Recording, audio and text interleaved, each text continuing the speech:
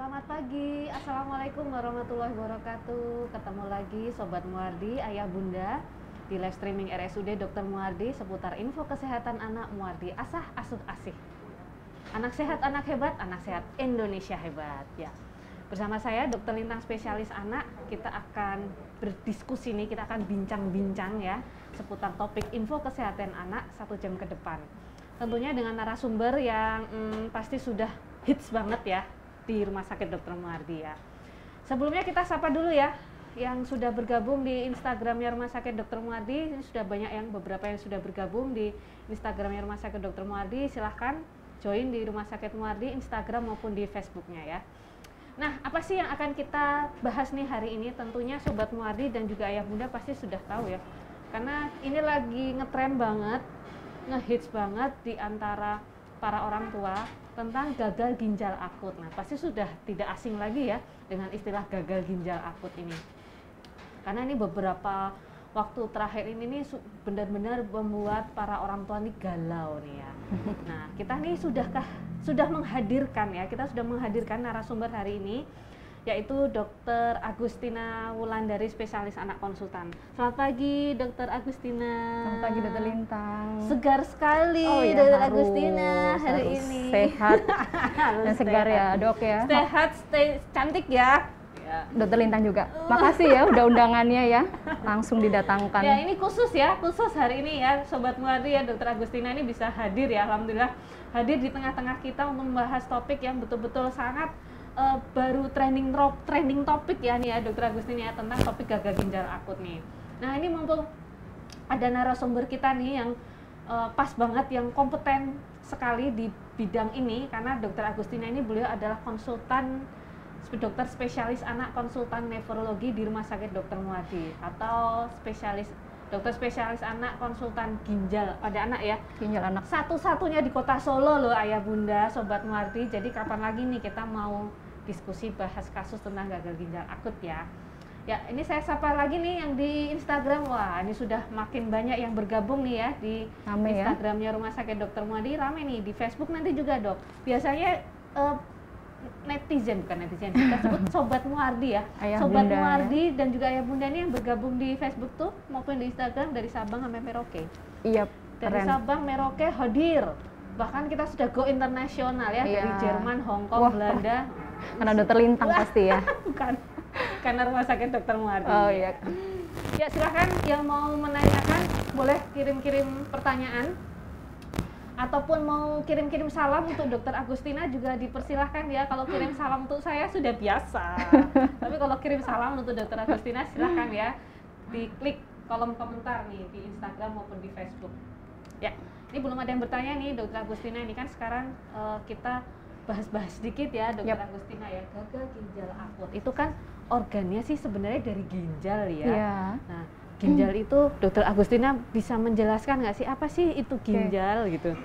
Ya, jadi kan seperti yang Dr. Lintang tadi sudah ada slide-nya sampaikan ya. Jadi kan sedang marak ya, ginjal itu apa gitu kan. Dulu-dulu kan mungkin jarang sih yang membicarakan ginjal ya Dr. Lintang ya. Karena memang mungkin beda sama penyakit infeksi batuk, pilek, diare. Jadi memang ginjal ini kan khusus karena memang pelayanannya jarang dikenali di awal sakit, kemudian harus ke rumah sakit dan lain sebagainya. Tapi kan ini sedang marak, sehingga kan kita perlu informasi, pengetahuan untuk mengenali ya apa sih gangguan ginjal itu sebenarnya gitu ya. Nanti ini saya berbicara secara umum Dr. Lintang, sehingga tidak hanya kita tahu tentang gangguan ginjal yang sedang tren sekarang. Nanti kalau sudah berlalu, moga-moga ya segera berlalu, nanti nggak aware lagi, nggak waspada lagi tentang gangguan ginjal lainnya. Sehingga kesempatan kali ini terima kasih sudah diberikan waktu untuk mengenalkan apa sih itu ginjal dan gangguan-gangguannya. Jadi sebelum kita mulai membahas tentang gangguannya, kita kenali dulu ya ginjal. Jadi di gambar itu sudah terlihat ada foto seorang anak remaja ya, mohon maaf ya, ini dari referensi. Ginjal itu adalah organ yang kita semua miliki. Sejak bayi itu lahir pastinya sudah memiliki organ yang namanya ginjal itu. Sampai tua pun ginjal ini masih ada, jumlahnya ada 2. Letaknya adalah di rongga perut bagian belakang. Jadi tidak satu ruangan dengan organ saluran pencernaan. Jadi itu organ yang letaknya di belakang. Dan tentunya nggak kelihatan ya, Dok? Oh iya, tapi gambarnya kecil sekali kelihatan. Bisa diperbesar mungkin layarnya. Kemudian letaknya di bawah tulang rusuk kanan dan kiri, di situ tepatnya. Kemudian bentuknya, kalau mungkin nanti cari gitu ya, mungkin ada gambarnya. Bentuknya biasanya seperti kacang polong tuh ya, kacang polong warna merah itu. Ukurannya berapa? Ukurannya patokannya itu sekepalan tangan kita masing-masing. Jadi ya kecil, mulai bayi ya kecil, kemudian akan bertumbuh ya, ini menjadi ukurannya besar, juga fungsinya juga semakin sempurna.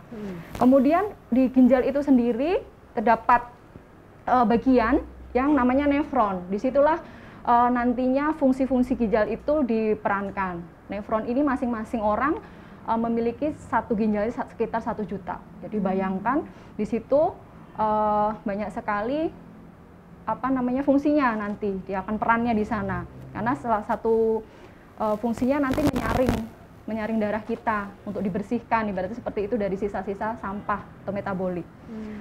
Mungkin bisa di slide berikutnya ya. Karena belum ada pertanyaan, kita lanjutkan di slide berikutnya. Nah, disinilah peran ginjal bagi tubuh kita. Apa saja sih sebenarnya? Satu, pembuangan. Jadi yang kita tahu kan ginjal itu pasti berhubungan dengan membuang urin kan gitu. Sebenarnya perannya banyak. Kenapa begitu ada gangguan kemudian menjadi masalah yang berat? Satu, karena perannya pembuangan. Itu yang peran utama. Dia menyaring darah kita, kemudian membuang zat-zat sisa metabolisme tubuh yang kita dapatkan dari makanan, aktivitas dan lain sebagainya. Itu akan terbentuk zat sisa atau sampah seperti urea, kreatinin, asam urat, itu kita bisa buang melalui ginjal ini, tentu saja bersama urin ya. Kemudian fungsi lainnya adalah dia juga memiliki fungsi dalam pengaturan menjaga keseimbangan cairan dan elektrolit tubuh, bahkan kadar gula darah, kemudian mengatur kadar tekanan darah kita. Jadi menghasilkan suatu hormon renin, di situ juga ada suatu sistem yang dapat mengatur tekanan darah.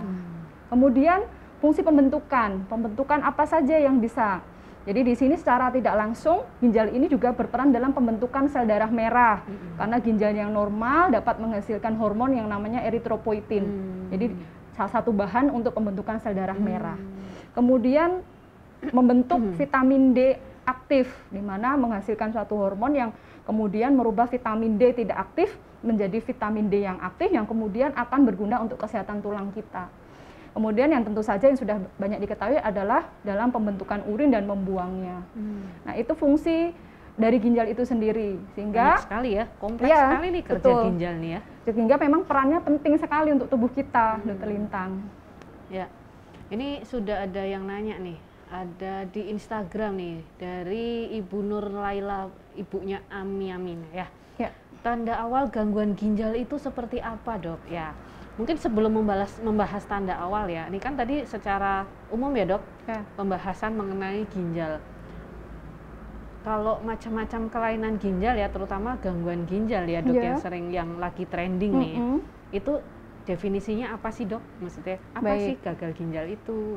Baik, jadi gangguan ginjal itu tentu saja semua hal yang menyebabkan fungsi ini kemudian menjadi tidak terjadi.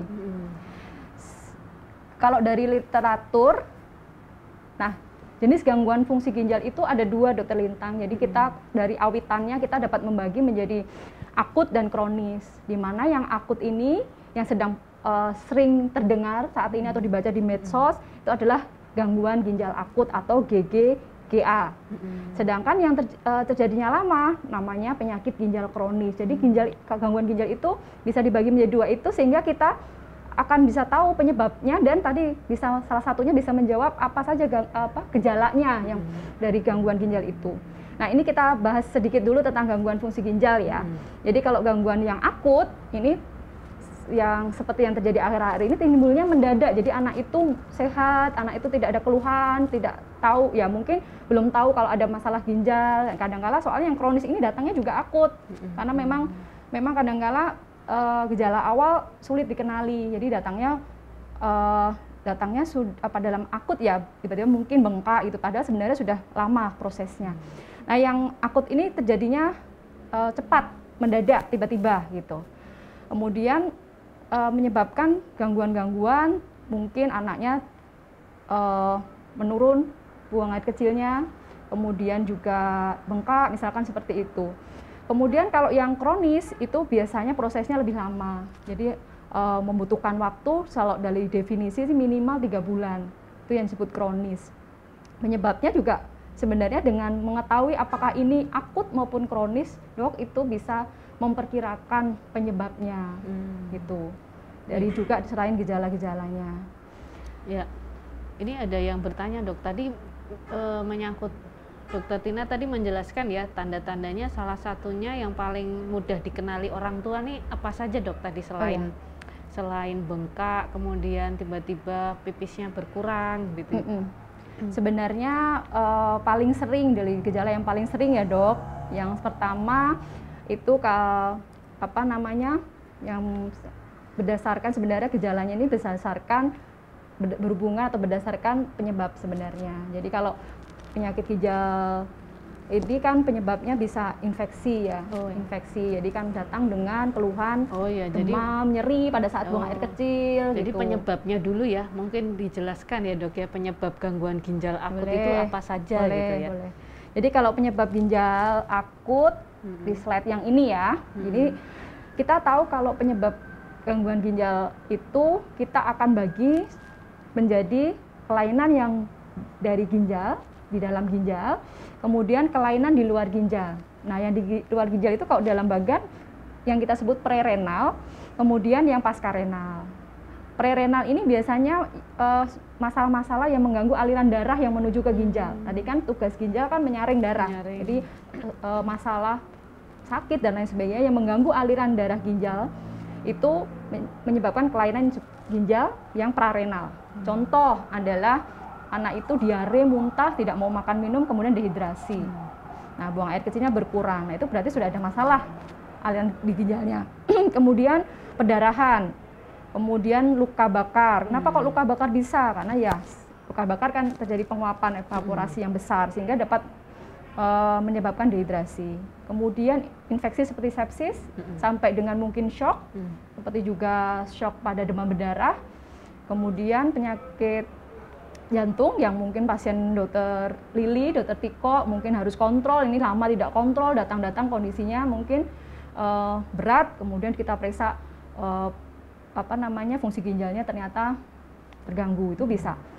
Kemudian yang ginjal, pada ginjal itu kelainan yang memang pada ginjal itu sendiri, yaitu bisa berupa kelainan anatomi atau kelainan bawaan, biasanya strukturnya mungkin ada kista, itu kemudian karena infeksi barangkali, kemudian juga karena penyakit inflamasi atau radang, biasanya pasien-pasien dokter lintang yang autoimun, misalkan pasien SLE, pasien inosolen purpura, itu ada juga yang kemudian menjadi nefritis, itu kelainannya atau radangnya berarti sudah sampai ke ginjal dok. Kemudian pembuluh darah ginjal, misalkan stenosis arteriorenalis itu juga, dan yang sedang marak ini yang memang kerusakannya pada struktur ginjal. Jadi kalau di gambar tadi ginjal memiliki struktur ya, ada parenkim, di situ ada glomerulus namanya yang menyaring, tugasnya menyaring, dan di situ ada tubulus, di situ kemudian tugasnya menyerap kembali atau membuang gitu. Nah, di situ bisa terjadi kerusakan dokter lintang. Oleh apa sih? Oleh misalkan zat-zat tertentu, zat kontras misalkan. Jadi misalkan pemeriksaan tertentu kemudian membutuhkan zat kontras, itu harus berhati-hati juga. Nah, terutama yang memiliki kelainan ginjal itu juga harus dengan hidrasi yang cukup ya, tidak makin memperberat. Kemudian zat-zat nefrotoksik. Nefrotoksik itu adalah zat atau obat yang mungkin menyebabkan gangguan pada ginjal, itu namanya nefrotoksik. Bisa obat-obatan seperti antibiotik seperti golongan aminoglikosida, NSAID, itu juga bisa, dan yang lain-lainnya yang banyak ya, yang menyebabkan gangguan. Nah, yang pascarenal ini yang biasanya kelainan bawaan yang letaknya pada saluran kencing. Setelah dari ginjal, kemudian ada saluran yang namanya ureter, kandung kemih dan uretra. Di situ ada kelainan biasanya bawaan kalau pada anak, itu biasanya bisa menyebabkan sumbatan dan gangguan fungsi pasca-renal. Itu harus dicari dokter lintang penyebabnya. Iya, karena tidak semua yang kita datang dengan gangguan fungsi ginjal itu semuanya penyebabnya tidak diketahui. Kalau dilacak oleh dokter yang memang sesuai dan di Rumah Sakit Muwardi kan pemeriksaaannya lengkap, sehingga kita harus bisa menentukan prarenal, renal, pasca-renal, sehingga segera ditangani. Ya. Gitu. Jadi banyak sekali ternyata ya Bunda penyebab gangguan ginjal akut nih pada anak, banyak sekali. Tidak hanya penyebab yang sedang kita heboh kemarin ya, sampai saat jadi ini memang sih. harus waspada yang lain justru, karena memang banyak. Ya, jadi penyebabnya. jangan terkecoh ya. Banyak sekali ternyata penyebab gangguan ginjal akut pada anak-anak. Nah, ini tadi ada pertanyaan nih dok, bagaimana tips mengamati frekuensi bayi buang air kecil? Nah, karena yang hal-hal yang perlu diwaspadai oleh orang tua kan tadi untuk mengenal gangguan ginjal akut pada anak salah satunya adalah berkurangnya kencing ya, berkurangnya air kecil, buang air kecilnya ini berkurang. Nah, bagaimana nih caranya mengamati? Nah, baik, ini bagus nih pertanyaannya Ibu Swandi Vanina di Instagram. Karena kan ini ya sehari-hari yang dapat diamati orang tua kan tentu saja dari jumlah urin kalau terkait gangguan ginjal, nggak langsung mungkin periksa fungsi ginjalnya, ureum kreatinin katakanlah seperti itu kan enggak ya. Memang betul sekali dari Bunda Swandi Vanina, yang perlu diamati oleh orang tua terkait gangguan ginjal ini adalah frekuensi. Sebenarnya tidak hanya frekuensi ya, tapi volume urin. Jadi produksi urin itu kan kita melihat frekuensi dan melihat volumenya. Jadi berapa banyak sih? Nah, di rumah bagaimana gitu. Ada nggak ya slide saya? Nah, coba ini ya. Ini adalah jumlah urin anak per hari.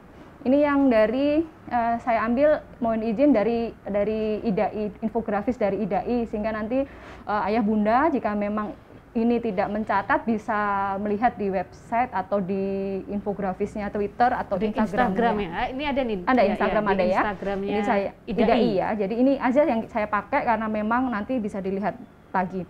Jadi sebenarnya ada patokan-patokan, ini volumenya, patokan-patokan berapa banyak sih anak itu harus buang air kecil dalam sehari. Tapi dengan catatan intake cairannya atau konsumsi cairannya ya harus cukup, harus sesuai. Kalau memang dia minumnya sedikit ya nggak mungkin juga pipisnya banyak gitu. Atau misalkan anaknya minumnya sudah sesuai tapi aktivitasnya tinggi, misal dia habis olahraga di sekolah atau lari-lari, sorenya eskul misalkan sepak bola dan lain sebagainya. Nah itu ya tentu saja buang air kecilnya tidak akan sejumlah ini kalau minumnya kurang. Jadi namanya dehidrasi, mungkin ringan tapi kalau bisa mengurangi produksi urinnya. Jadi kalau umur 1 tahun 500 cc dalam 24 jam sampai dengan 7 sampai 8 tahun 1000 cc dalam 24 jam. Jadi kalau menggunakan ini kan patokan ya. Jadi bisa kurang lebih bisa dengan yang per kilogram berat badan. Jadi kalau normalnya sih rata-rata kan kita menghitung 1 cc ya. Mudahnya 1 cc 1 mililiter per kilogram berat badan per jamnya. Jadi kalau misalkan ini ada slide dari IDAI juga, mohon izin saya menampilkan di sini. Jadi kalau misalkan si kecil ini sudah bisa buang air kecil sendiri, ayah bunda kalau ingin mengetahui bisa menampungnya di gelas ukur. Kalau misalkan harus beli gelas ukur repot gitu ya. Kalau ingin mengetahui ambil gelas ukur di dapur nanti keliru sama masak atau buat kue. Ya kita kan bisa menggunakan alat-alat sederhana di sekitar kita. Tepatnya memang ada ukurnya, tapi kita bisa menggunakan botol, misal botol minum yang tidak terpakai itu kan yang itu kan patokannya ada ya, tulisannya di awal misalkan 600 ml. Jadi kalau itu nanti sama seperti itu berarti pipisnya 600, kira-kira tengah ya 300 gitu. Itu hanya kira-kira, untuk kira-kira.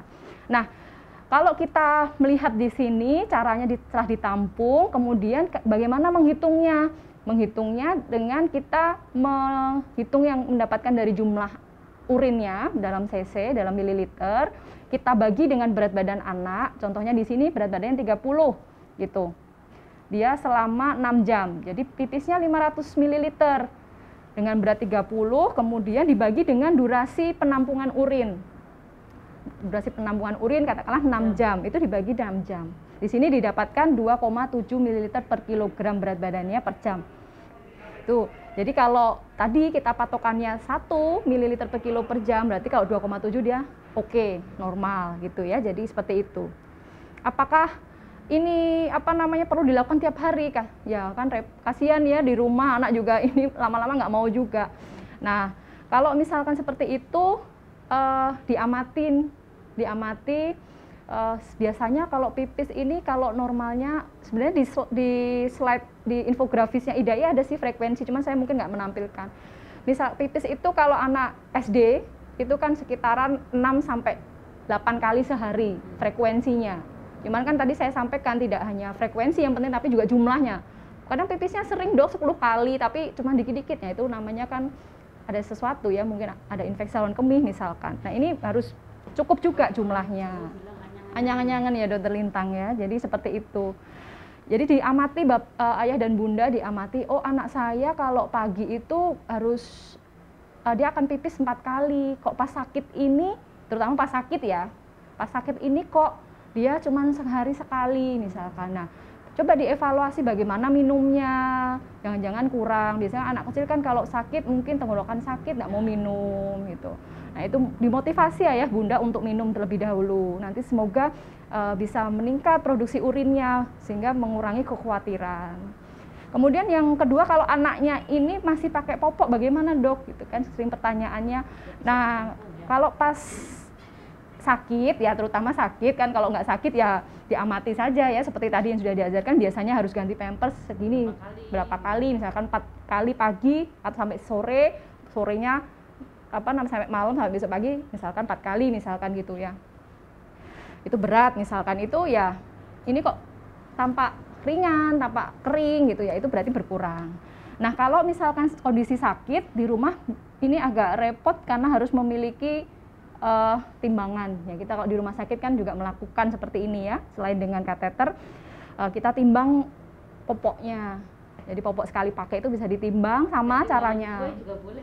Boleh, cuma nanti dicuci ya dokter Lintang ya, atau terpisah. Nah berat popok itu kan biasanya di kemasannya sudah ada tuh berat 1 popok. Nah itu berapa gram? Nah itu disetarakan aja itu dengan mililiternya. Jadi 1 gram itu 1 mililiter, anggapnya seperti itu dikonversikannya.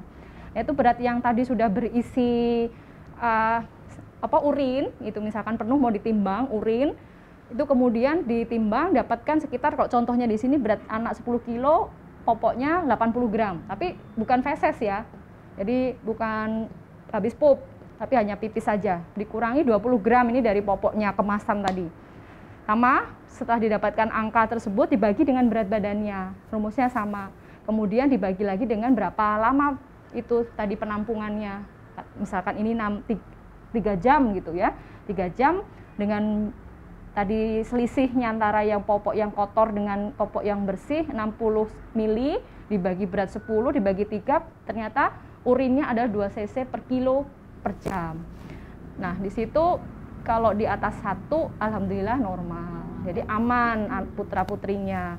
Seperti itu dokter Lintang. Contoh ya, kalau sulit mengamati dan tadi diamati berapa lama berapa banyak, itu yang paling mudah.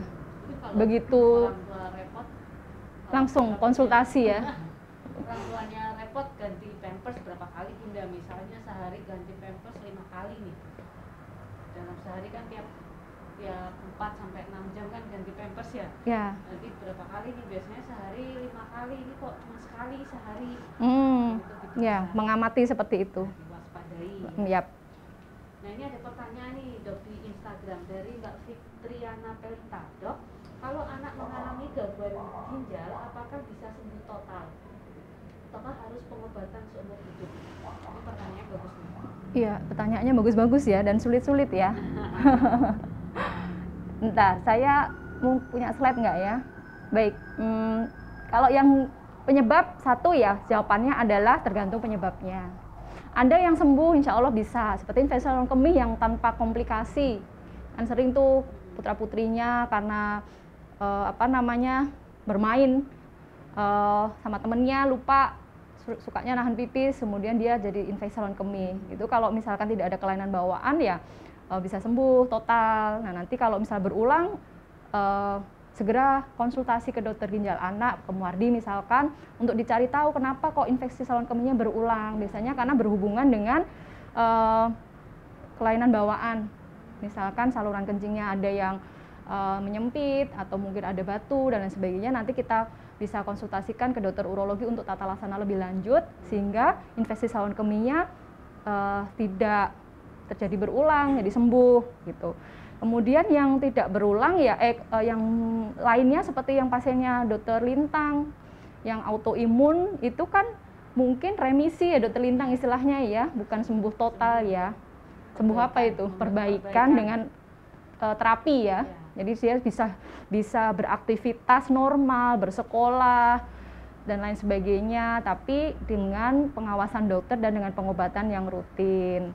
Itu jadi kalau tergantung penyebabnya. Kemudian juga yang di sini kelihatan nggak ya?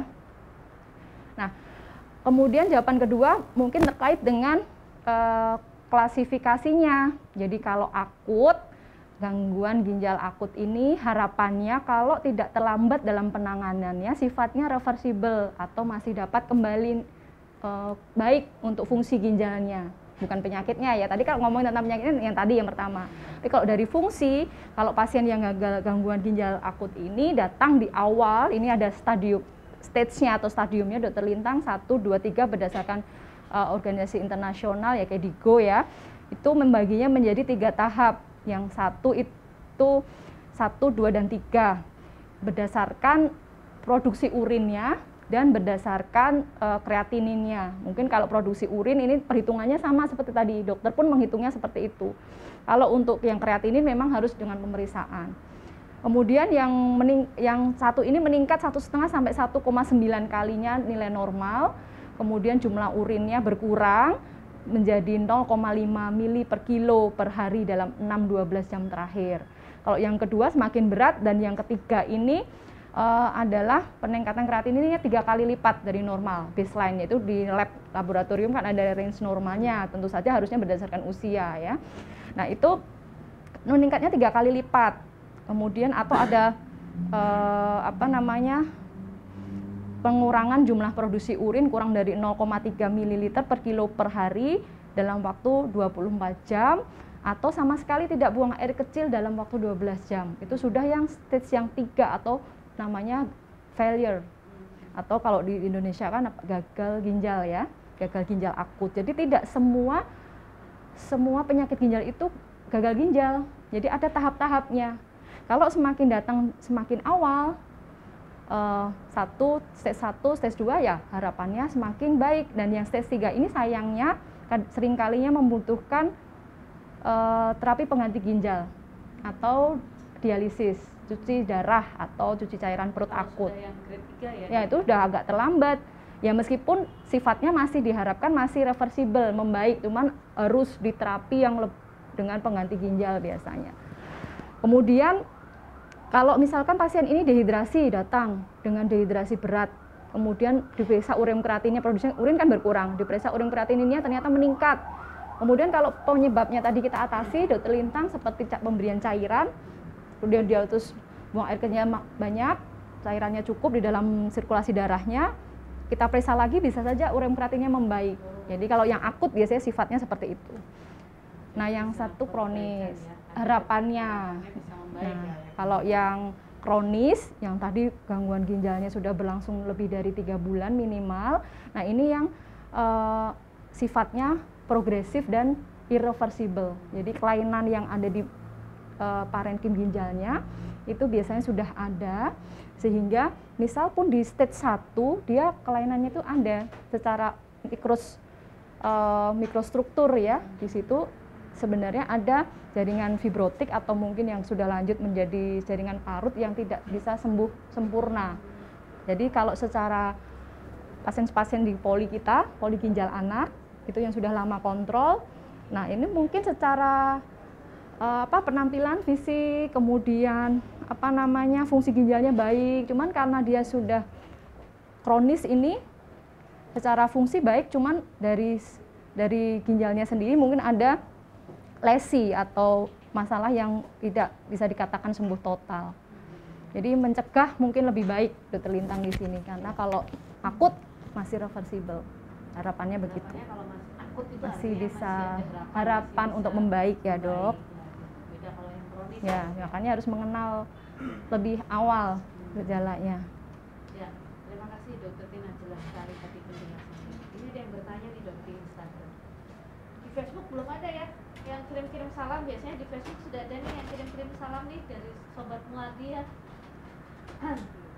Dari Maharani Preloft ya. Selamat pagi dokter, selamat pagi. Pagi.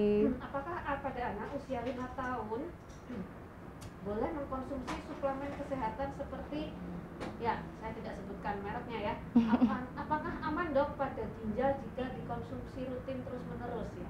Baik, ya. Ya ini galauan pertanyaan, galauan banyak para, ya, banyak yang ditanyakan dalam praktek sehari-hari ya.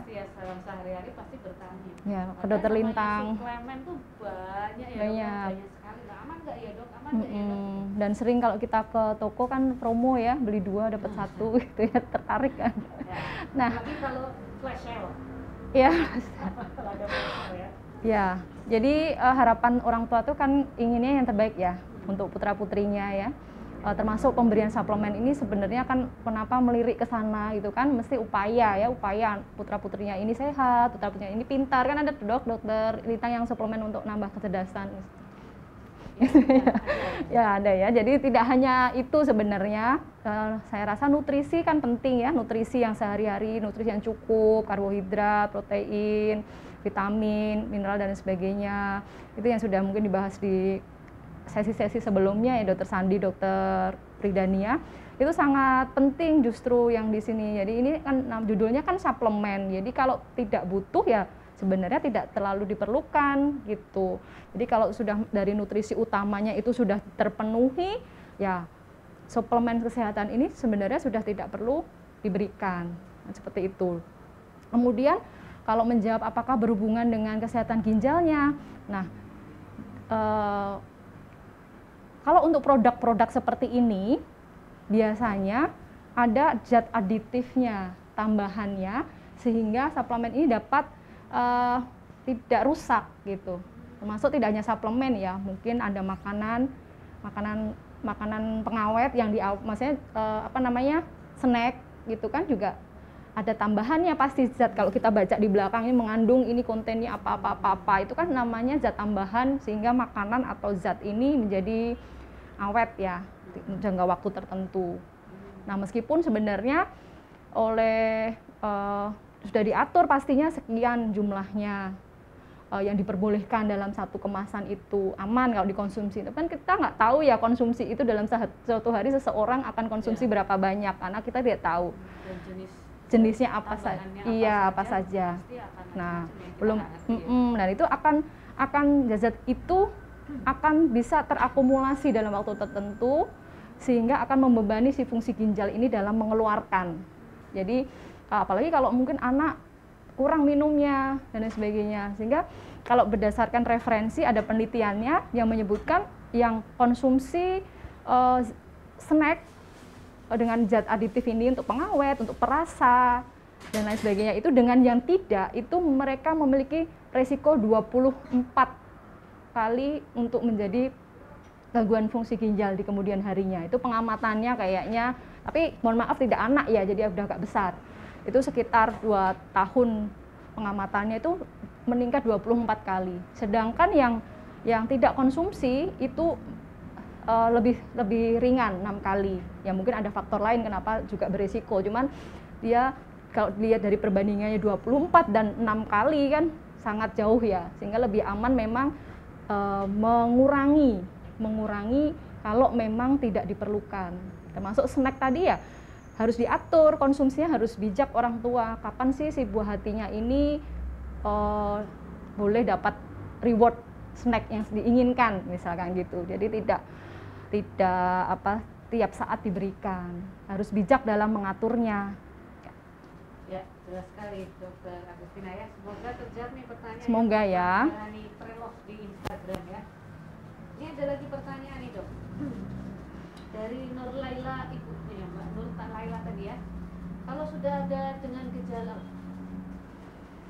kalau ada gejala buang air kecil sakit gitu mungkin maksudnya ya. Kalau sudah ada gejala buang air sakit, nah ini langkah awal bagaimana itu? Baik, mungkin memang pengalaman dengan putrinya atau putranya ya seperti ini. Jadi kalau memang didapatkan gejala apapun, tidak hanya buang air kecil sakit, berarti kan ada sesuatu dokter Lintang. Sebenarnya gejala ginjal itu tadi buang air kecil, secara umum ya, tadi saya lupa nyambung. Buang air kecil sakit, atau terjadi masalah buang air kecilnya lah, entah sakit, entah berkurang, terus mungkin pipisnya berbuih, urinnya berbuih. Jadi seperti kalau kita protein yang telur ya, itu kan jadi buih ya. Jadi karena di urin juga ada kandungan protein tinggi yang di luar normal, itu juga bisa jadi seperti itu dokter Lintang. Jadi seperti berbuih yang kalau kita diamati itu nggak langsung hilang. Biasanya kalau normal kadang ada, tapi kalau yang ini berbuih. Kemudian pipisnya mungkin berwarna merah atau berwarna kecoklatan atau tidak normal, itu juga bisa menjadi gejalanya. Kemudian bengkak atau mungkin nyeri kepala dan lainnya setelah diukur tekanan darahnya tinggi, itu juga sering terjadi. Nah, kalau sudah terjadi seperti itu, langkah awal apa yang dilakukan? Kalau misalkan di domisilinya misalkan di Solo Raya, kalau misalkan ingin langsung ke Dokter Muardi, ke Poli Anak Ginjal, Poli Anak Ginjal Anak dengan Dokter Agustina Wulandari spesialis anak. Silahkan ya. Kita ada poli reguler dan di poli VIP ya. Itu eksekutif itu pastinya akan kita periksa lebih lanjut dengan pemeriksaan yang paling sederhana dulu. Misalkan kita periksa urinalisa. Urinalisis itu pemeriksaan yang tidak invasif atau tidak perlu ngambil darah. Ini hanya menampung urinnya saja, diambil sedikit untuk diperiksa, itu sudah bisa melihat, insya Allah ya, sudah bisa men-screening kelainan apa yang terjadi. Bisa ISK, bisa sindrom nefrotik, bisa radang ginjal, itu bisa kita lihat. Nah, setelahnya baru kita cari tahu dari urinalisis itu mengarahnya kemana. Mungkin nanti kita akan beritahu, Bapak Ibu putranya sakitnya ini, kita harus periksa lebih lanjut, misalkan harus kultur urin. Mungkin kalau anak di bawah 1 tahun sudah sering infeksi saluran kemih, nyeri saat buang air kecil, nangis misalkan, ini kita USG misalkan seperti itu. Nanti ada tahap-tahap yang kita lakukan yang semuanya ada di Rumah Sakit Dr. Muardi ya pemeriksaannya. Lengkap ya, dok, nanti ya penunjang pemeriksaan ginjal ya nanti ya betul. Nanti akan dibantu oleh dokter-dokter yang kompeten ya, yang sesuai bidangnya masing-masing. Nah, kalau misalkan jauh bagaimana? Mungkin rumahnya Bu Nur Laila Bu ini jauh sekali ya. Ya, di mungkin luar Solo ya. Di luar Solo. Mungkin bisa ke dokter Spesialis anak. Iya, dokter umum dulu atau mungkin dokter spesialis anak kalau ada yang terdekat, sehingga akan di-screening. Minimal kan dokter akan melakukan pemeriksaan urinalisis itu kan di puskesmas ada, kemudian di rumah sakit daerah juga ada gitu, sehingga mudah sih sebenarnya pemeriksaannya. Namun kalau itu tidak membaik dan berulang, ya memang harus ke dokter spesialis ginjal khususnya anak ini ya. Jadi sebaiknya bagaimana Bunda? Jadi sebaiknya tetap dikonsultasikan ya dengan dokter, nanti akan diarahkan. Ya. Pemeriksaan penunjang, apakah diarahkan, apakah perlu dirujuk ya, kalau dirujuk ke Rumah Sakit Muardi nanti dengan Dokter Agustina spesialis siap ya. konsultan. Semoga terjawab ya pertanyaannya Ibu Nur Laila. Ada lagi yang bertanya di Instagram? Oh, ini masih ada nih dari Mbak Angel Keinaya. Apakah wah ini nah ini yang lagi trending nih dok, apakah sebelumnya banyak kasus balita yang mengalami gangguan ginjal? Penyebabnya apa dan apakah karena penggunaan obat sebelumnya, itu maksudnya mungkin sebelum trending topic? Iya, sebelumnya ya. Jadi kan memang tadi di Dokter Lintang sudah membuka ya tentang gangguan ginjal ini, dan saya menyampaikan kalau sebenarnya yang namanya gangguan ginjal itu sudah ada sejak zaman dahulu kala ya, sudah ada. Kita sudah sebagai dokter-dokter ahli ginjal anak di seluruh Indonesia sudah sering menghadapi kasus-kasus dengan gangguan ginjal dan dengan berbagai stadiumnya.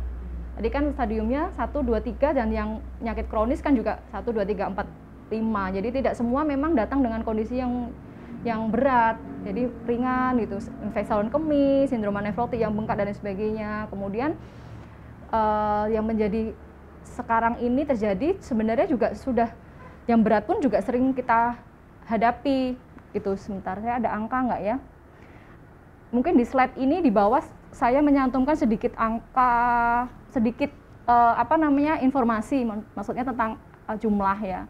Tapi tahunnya lama, jadi sengaja saya menampilkan ini tahun 2018, saya sepertinya dari data di web laporan di Menkes ya. Waktu itu tercatat 228 anak dengan penyakit ginjal kronis stadium 5 di seluruh Indonesia, di rumah sakit rujukan di seluruh Indonesia yang ada dokter ahli ginjal anaknya. Kemudian sekitar 475 anak itu adalah gangguan ginjal akut. Jadi memang banyak, memang terjadinya banyak. Jadi sebelum muncul memang banyak gitu. Hot topics yang beberapa akhir minggu ini muncul, Bunda, sebenarnya penyakit gangguan ginjal pada anak itu sudah jauh, sudah lama sudah ada. Memang. Dengan etiologi yang tadi. Etiologi yang sudah saya tampilkan lagi. Banyak, cuman memang kasus ini meningkat, pasti ada sebabnya dong gitu kan. Jadi memang muncul karena di luar biasanya, cepat dan di luar biasanya gitu. Ini mungkin sekedar tambahan informasi. Jadi pada puncaknya itu adalah di bulan Agustus, itu terjadi puncak kasus di mana banyak sekali di berbagai center, di berbagai rumah sakit rujukan dialisis itu mendapatkan rujukan pasien anak usia balita rata-rata yang membutuhkan dialisis.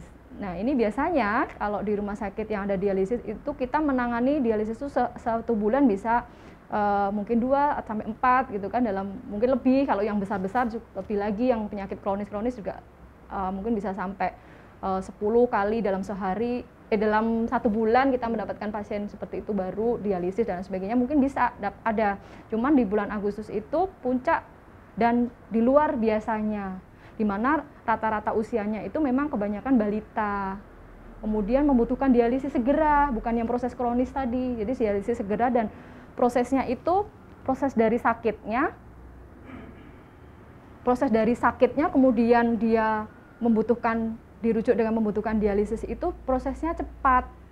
Oleh karena itu kemudian diberi judul gangguan ginjal akut progresif atipikal, karena setelah dilakukan, selain usianya tadi yang memang beda dari selazimnya yang biasanya, kemudian kok cepat dari awal dia sakit.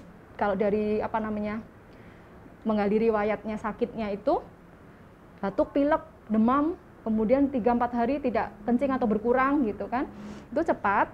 Kemudian setelah dokter cari tahu tadi prerenal dilacak, oh nggak ada dehidrasi, renalnya diperiksa semuanya, marker infeksi, kemudian autoimun tidak didapatkan, yang post renal dengan USG minimal ya, itu diketahui tidak ada penyempitan, tidak ada sumbatan saluran kencing yang menyebabkan pipisnya tidak lancar sehingga tidak kencing. Itu ternyata semuanya pada saat pemeriksaan awal itu tidak ditemukan, sehingga disebut atipikal karena penyebabnya pada saat itu belum diketahui gitu, dan progresif, lebih cepat daripada gangguan ginjal yang biasanya kami tangani, sehingga namanya gangguan ginjal akut progresif atipikal. Nah, ini kriterianya sudah bisa dilihat lah di media ya, apa saja kriterianya yang kemudian untuk patokan. Yang dikhawatirkan orang tua itu kan penggunaan obatnya. Betul apa karena penggunaan obat sehingga menyebabkan gangguan ginjal yang saat ini ya, mungkin ya yang dimaksudkan ya. Baik, jadi kalau yang apakah karena penggunaan obat juga seperti yang sudah diberitakan ya, memang kalau dari kasus sekian banyak itu seperti tadi ayah dan bunda lihat, penyebabnya gangguan ginjal itu bisa prerenal, renal, dan pasca-renal. Apakah kemudian hanya satu penyebabnya? Ya harus kita gali lebih lanjut. Terus kemudian kita periksa lebih lanjut tanda-tanda inflamasinya, tanda-tanda infeksi, dan lain sebagainya yang pastinya di rumah sakit yang lengkap ya. Itu harus kita ketahui. Jadi tidak selalu karena satu hal penyebabnya. Ini kan harus dilacak dulu, yang mengganggu aliran darah ke ginjal ada enggak gitu, yang di ginjal ada permasalahan enggak, yang infeksi, autoimun, dan lain-lainnya. Kemudian yang gangguan saluran kemihnya ada enggak, itu yang harus dicari tahu. Nah itu kasusnya, kasus per kasusnya, ya betul. Tidak langsung bisa diketahui soal oh tidak kencing misal, itu langsung karena obat ya, tidak. Jadi bukan seperti itu ya, oleh dokter harus dicari tahu lebih teliti untuk menentukan. Karena ada kalanya begini Dokter Lintang, dirujuk karena tidak kencing, tidak pipis selama 2 hari misal. Terus pada saat datang ke tempat kita pasang kateter, itu keluar banyak, namanya retensi urin, pasang selang kateter ya. Jadi ternyata rupanya anak ini ada retensi urin, misal karena gangguan persarafan di kandung kemihnya. Retensi urin itu jadi urinnya tertampung di kandung kemih. Iya betul. Jadi tidak pipis. Iya, tapi bukan berarti karena ginjalnya tidak membentuk urin ya, tapi karena memang tertahan, mungkin ada masalah sumbatan atau mungkin ada masalah persarafan kandung kemih, itu banyak di pasien kita. Sehingga pada saat kita pasang kateter, selang kateter, itu kemudian keluar dan fungsi ginjalnya membaik dengan sendirinya setelah urin itu lancar. Jadi memang harus ke dokter, tidak bisa ditentukan sendiri, tapi memang harus waspada, sudah betul. Jadi sebaiknya tidak mendiagnosis sendiri ya. Iya. Kalau waspada oke ya, waspadaan awal seperti yang tadi kita sampaikan ya. Lebih kehati-hatian ya. Saya punya slide nggak ya? Kehati-hatian itu kita waspada dengan ilmu. Iya, jadi tapi penting ya, di rumah harus waspada, tidak boleh cuek. Ya, ada lagi yang bertanya? Ini ada lagi yang bertanya juga. Apakah pengurangan jumlah urin beserta demam, batuk pilek yang menjadi parameter gangguan ginjal?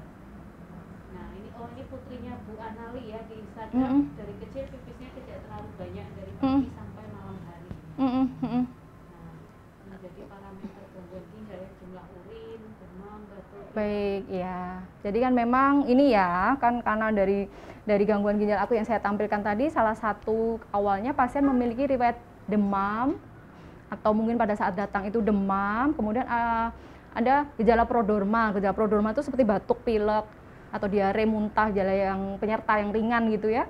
Itu bukan patokan ya, saya rasa kalau untuk gangguan ginjalnya nggak semua pasien dengan demam, batuk, pilek kemudian akan terjadi gangguan ginjal, tidak juga seperti itu. Tapi itu kalau dari gangguan ginjal akut yang sekarang progresif atipikal itu penanda awal. Dengan seperti itu kemudian diikuti oleh gangguan berkemih, yang di sini adalah oliguria atau berkurangnya jumlah dan frekuensi urin, kemudian anuri yang tidak kencing sama sekali. Itu menjadi patokan memang kemudian seperti itu. Namun tadi Dokter Lintang, apakah pada putrinya Bu Anali ini kemudian pasti anaknya terjadi gangguan ginjal? Karena memang sejak kecilnya dia buang air kecilnya tidak banyak.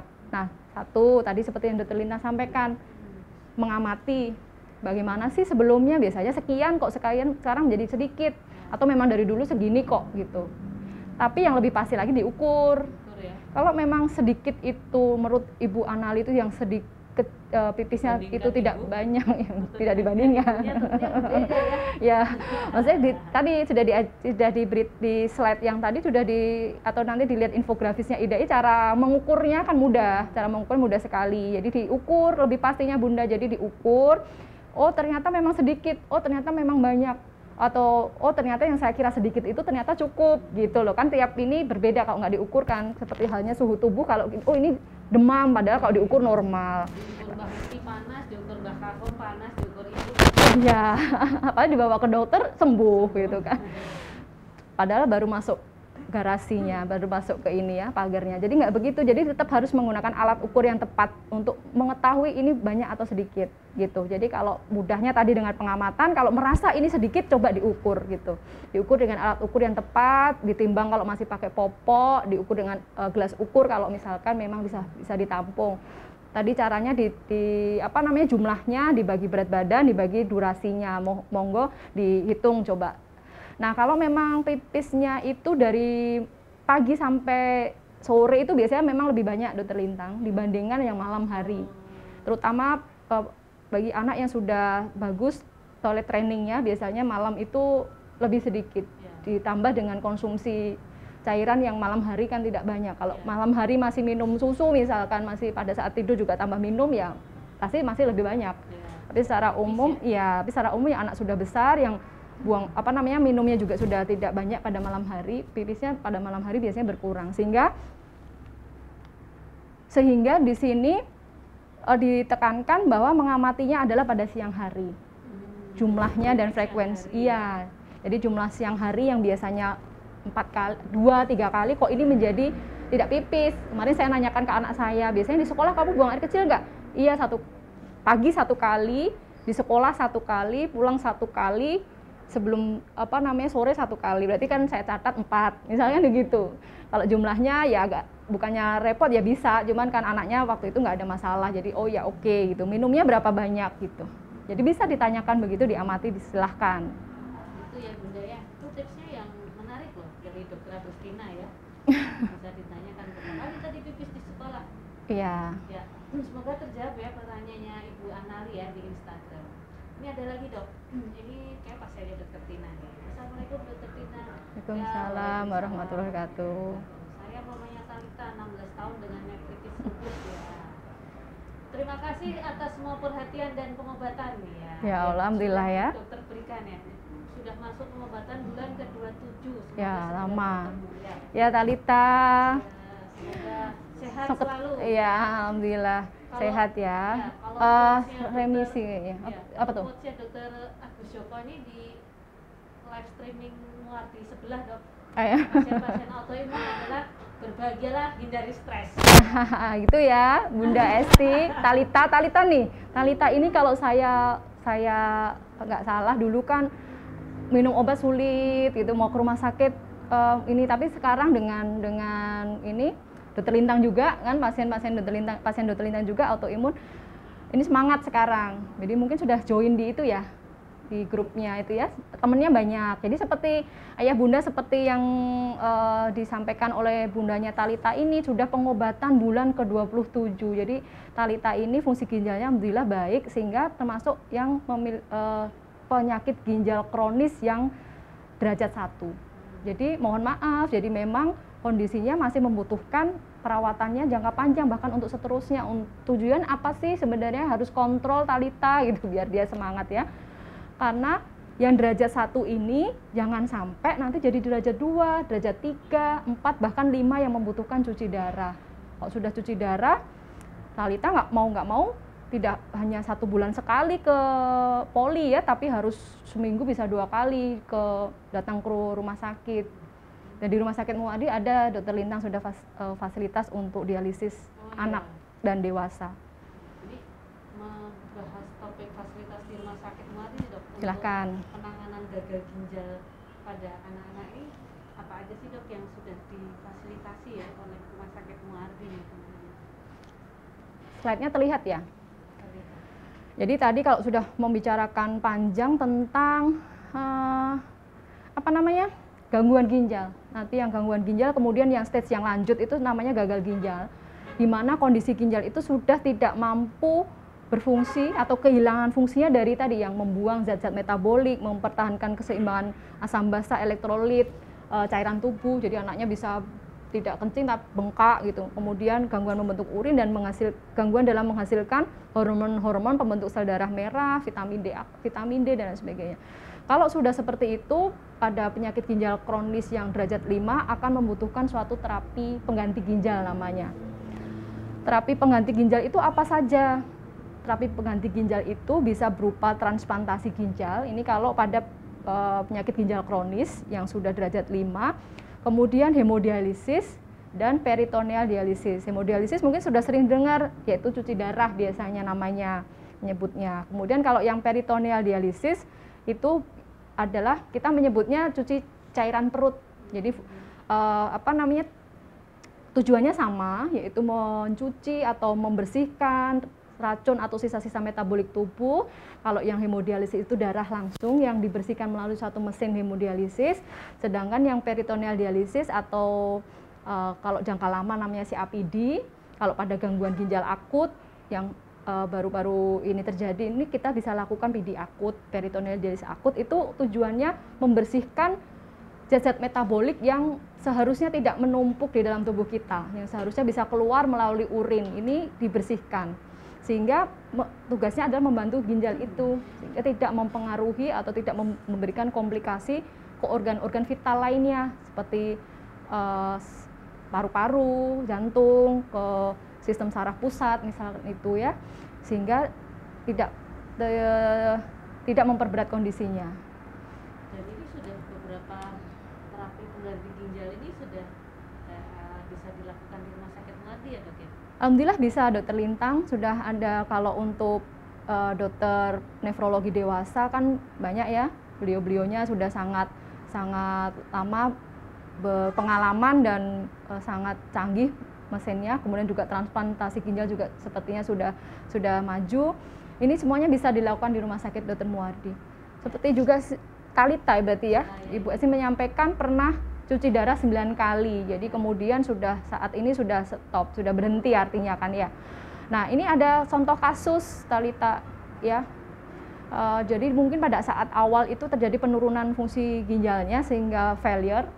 Kemudian beberapa kali sampai ini 9 kali ibunya menghitung cuci darah, kemudian sudah berhenti. Artinya ini yang proses yang kita harapkan tadi awal akut tapi terjadi pada pasien yang kronis. Jadi pasien yang kronis pun bisa terjadi akut kondisinya. Jadi mungkin saat itu ada infeksi misalkan atau anemia misalkan, kemudian minumnya terlalu banyak padahal kencingnya sedikit, itu bisa terjadi proses akut sehingga pada saat awal mungkin perlu cuci darah. Tapi begitu sudah ada perbaikan kita amati, oh mungkin bisa kita berhentikan. Namun diobati penyakit mendasarnya sehingga harapannya tidak kembali ke kondisi itu. Ya, terima kasih Dr. Agustina, jelas sekali. Kita masih ada waktu berapa menit? Kurang dari mulai 5 menit ya, 5 menit. Proteinnya masih positif, ya, hatinya. Terus ya, nanti bisa ketemu ya. Ya, kita insya Allah bisa bertemu di Poli Ginjal Anak nanti ya, Bunda Esti. Nah, ini ada pertanyaan juga menarik nih. Baik. Kakang di Instagram. Oda itu orang dengan HIV/AIDS ya. Itu kan harus minum vitamin terus. Iya. Ini akan Oh ya, ya. Nah, bagaimana untuk mengantisipasi agar ginjalnya tetap sehat? Baik, Kakang WJ bacanya, salam kenal, salam sehat selalu. Jadi pertanyaan seperti ini juga sering tuh ditanyakan oleh pasien-pasien yang harus lama mengkonsumsi obat, ya kan? Memang karena kondisi sakitnya, karena kondisi tubuhnya, sehingga memang memerlukan tambahan gitu, tidak cukup hanya dengan nutrisi. Memang ada kondisi seperti itu, contohnya ODA, contohnya lupus nefritis yang perlu jangka panjang pengobatannya dan sebagainya. Tidak hanya vitamin, tapi juga mungkin obat-obatan yang bahkan kalau kita dilihat di literatur itu sifatnya nefrotoksik, cuman kita harus berikan karena memang kondisi sakitnya memerlukan hal tersebut. Nah, kalau begitu bagaimana? Satu, konsumsinya diberikan oleh dokter, jadi tidak membeli bebas. Obatnya tidak diberi bebas, meskipun vitamin ya, kalau ini vitamin ada tuh di apotek, bahkan di toko obat mungkin bisa diberi bebas, bahkan online sekalipun mungkin ada, mohon tidak membeli secara bebas.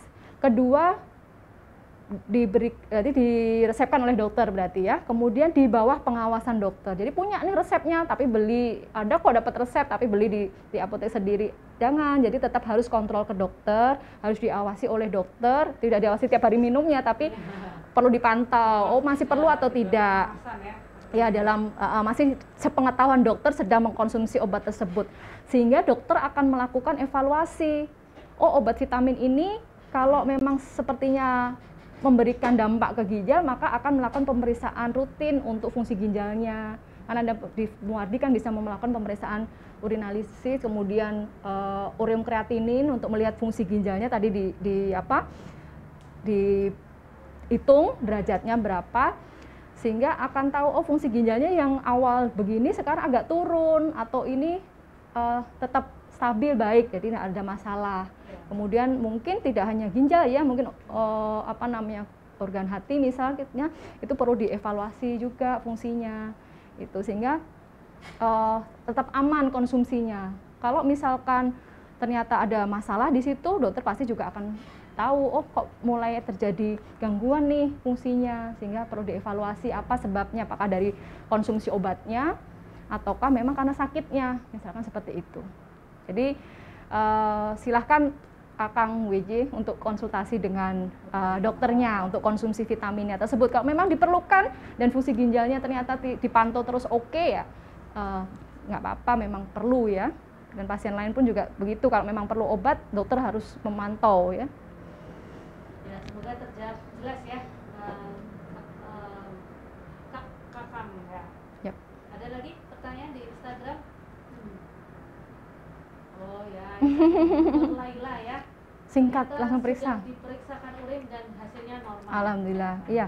Tapi masih sakit gitu ya maksudnya ya, karena kan tadi kan menyampaikannya buang air kecil sakit, kemudian ternyata sudah diperiksakan ternyata urin alhamdulillah normal. Dan jika sakit bagaimana ya gitu? Kalau tadi sudah periksa di dokter yang spesialis anak atau dokter umumnya, kalau memang masih ada keluhan padahal dilacak dari screening awal itu normal, mungkin kita lanjutkan ke pemeriksaan lebih lanjut. Kalau memang berkenan, silahkan datang periksa ke Rumah Sakit Dr. Muwardi. Kita akan bantu putra-putri Bapak Ibu yang memang memerlukan. Bisa ketemu Dr. Agustina. Silahkan Dr. Lintang kalau memang keluhannya terkait autoimun atau alergi. Ya, sudah habis pertanyaannya? Iya, Semoga banyak hadir, ya. Terima kasih Mbak Noha. Terima kasih. Terima kasih sudah hadir dan menyimak ya. Sudah habis ya? Ya, terima kasih pertanyaan semua di Instagram dan di Facebook sudah terjawab. Dr. Agustina, terima kasih sekali, penjelasannya sudah sangat jelas, sudah banyak sekali menampilkan slide yang sangat menarik dan jelas mudah sekali dipahami ya. Terima Semoga kasih. bisa dipahami ya oleh ayah bunda dan juga sobat Muwardi. Ini kita closing statement nih Dr. Agustina nih. Baik, closingnya apa ya? Mungkin yang ini tadi sedikit yang mau saya sampaikan ya, karena terkait dengan kasus yang selama ini, bahwa satu, untuk gangguan ginjal baik akut atau kronis itu perlu penanganan segera. Jadi memang kalau memang mendapatkan atau mencurigai orang tua menghadapi seperti itu, segera untuk periksa. Tadi sudah disampaikan semuanya. Dan yang terkait dengan kasus yang saat ini, untuk deteksi awalnya pada anak-anak yang berusia 18 tahun ke bawah, yang terutama balita, jika ada riwayat demam atau riwayat sebelumnya itu ada demam disertai gejala batuk pilek, kemudian muntah atau diare, kemudian konsumsi cairannya cukup namun jumlah frekuensi urinnya berkurang maupun volumenya, di mana atau warnanya itu berwarna kecoklatan atau tidak jernih lagi dalam waktu 6 sampai 12 jam berkurang, atau tidak ada urin sama sekali dalam waktu 6 sampai 8 jam, itu langsung dibawa ke fasilitas kesehatan. Itu kewaspadaan awalnya. Atau tanpa itu pun kalau ada tanda bahaya seperti kejang, sesak napas, demam yang tinggi, anaknya kok seperti biasanya aktif ini menjadi lemes, ngelentruk kalau orang Jawa bilang ya, atau bahkan kejang, kemudian seperti ada 7 tanda bahaya ini ya, tidak mau minum, tidak mau menyusu, kemudian ada perubahan warna kulit menjadi pucat, kuning dan lain sebagainya, itu segera juga bawa ke fasilitas kesehatan yang terdekat. Jadi tidak usah ragu-ragu ini kenapa, udah konsultasikan saja langsung kalau memang ingin mengetahui secara pasti. Kemudian pesan yang berikutnya, untuk tidak mudah mengkonsumsi obat-obatan secara bebas. Jadi hikmah dari kasus yang ini semoga segera berlalu dan putra-putri kita tidak ada yang mengalami lagi. Namun hikmahnya adalah untuk kedepannya tidak mudah untuk mengkonsumsi obat-obatan terutama yang dibeli secara bebas. Jadi itu harus menjadi kewaspadaan atau kehati-hatian buat ayah bunda, meskipun mungkin itu bukan penyebab yang utama atau satu-satunya, mungkin ada gangguan ginjal yang disebabkan karena yang lainnya, tapi hikmahnya adalah salah satunya tidak mengkonsumsi obat-obatan secara bebas.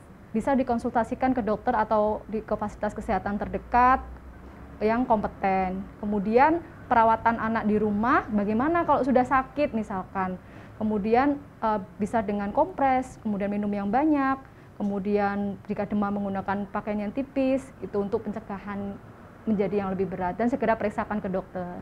Dan yang lebih penting lagi, pesan terakhir adalah apapun penyebabnya di Indonesia ini masih banyak kasus infeksi sebagai penyebabnya, entah itu diare, entah itu batuk pilek tadi, kemudian menjadi komplikasi lebih lanjut bahkan sampai ke gangguan ginjal karena mungkin intake-nya kurang. Infeksi ini dapat dicegah dengan PHBS. Apa itu PHBS, Dr. Lintang?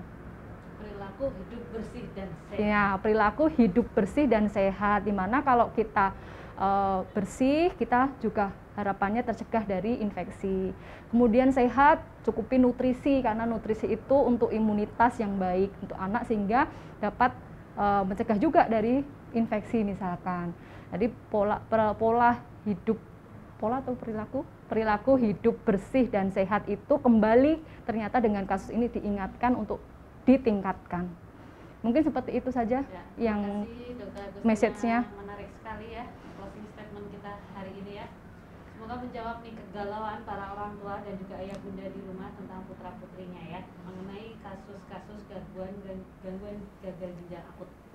Ya, terima kasih Sobat Muardi dan juga ayah bunda yang belum sempat melihat atau join di Instagram kita hari ini. Hasil rekaman live streaming hari ini bisa dilihat kembali di Facebook, YouTube dan juga feed Instagramnya Rumah Sakit Dr. Muardi. Jangan lupa like, follow, subscribe dan juga share akun media sosial kita RSUD Dr. Muardi ya. Terima kasih Dr. Agustina sudah Sama-sama Dr. Lintang, terima kasih kembali. Terima kasih Sobat Muardi, ayah bunda, semoga bermanfaat apa Amin. yang kita sampaikan hari ini. Sampai jumpa lagi dengan Muardi Asah Asuh Asih, anak sehat, anak hebat, anak sehat Indonesia hebat 2 minggu ke depan. Sampai jumpa.